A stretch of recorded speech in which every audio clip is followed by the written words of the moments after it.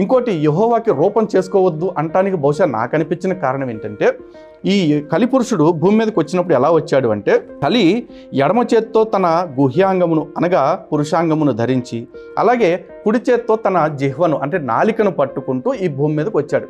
అంటే ఈ భూమి మీదకి వచ్చేటప్పుడు ఈ భూమిని నేను సెక్స్, ఆహారం, తిండి విషయంలో అసలు ఎటువంటి నైతికత అది లేదురా బాబు, మనకి తినటం పొడుగోవటం ఇదే పని అని చెప్పేసి చెప్పడానికి వచ్చాం.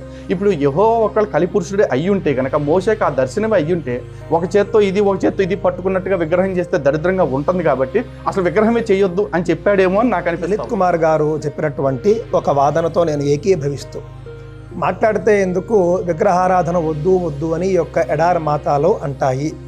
రూపమే చాలా అసహ్యకరంగా ఉన్నప్పుడు ఆ రూపాన్ని చూపించుకోలేరు కదండి.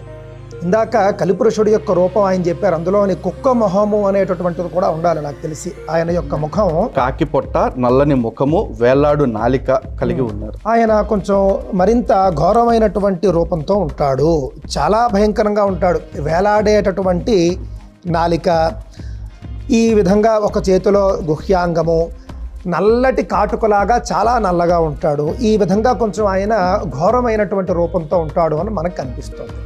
అదేవిధంగా ఎడారి మతానికే చెందినటువంటి వేరొక దేవుడు ఎవరైతే ఉన్నారో వాళ్ళ దీంట్లో ఆయనకు కూడా వాళ్ళు రూపం గురించి మాట్లాడరు. వాళ్ళు కూడా రూపం లేదు అని చెబుతారు. కానీ వాళ్ళ గ్రంథాలను బట్టి చూస్తే మా దేవుడికి 2 చేతులు ఉంటాయి, ఆ 2 చేతులు కూడా కుడివైపే ఉంటాయి మొదలైనటువంటి రూపం అందులో కూడా మనకు కనిపిస్తుంది. కావున వాళ్ళు నమ్మేటటువంటి లేదా ప్రార్థించేటటువంటి దేవుడి రూపం వికారంగా ఉన్నటువంటి కారణం చేత చుట్టుపక్కల ఉన్నటువంటి వాళ్ళు వచ్చి ఇదేమిటయ్యా మీ దేవుడు ఎలా ఉన్నాడో అని హేళన చేసే అవకాశం ఉంది. అలాగే చుట్టుపక్కల వేరే మార్గంలో ఉన్న వాళ్ళు ఎవరైనా కూడా వాళ్ళ దేవుణ్ణి వెక్కిరించేటటువంటి అవకాశం ఉంది. అంతకుముందు వాళ్ళు వాళ్ళ దేవుళ్ళ బొమ్మలు పెట్టుకుని పూజ చేసి ఉండవచ్చు. వాళ్ళు బొమ్మ చేసి పూజించడం వల్లే కదా ఇతరులు అందరూ కూడా వచ్చి గేలి చేస్తూ ఉన్నారు. అందువల్ల మనం అసలు బొమ్మ పెట్టుకుని పూజ చేయొద్దు అనేటటువంటి శాస్త్రం వాళ్ళకి తర్వాత వచ్చిందేమో అని నేను భావిస్తూ ఉన్నాను.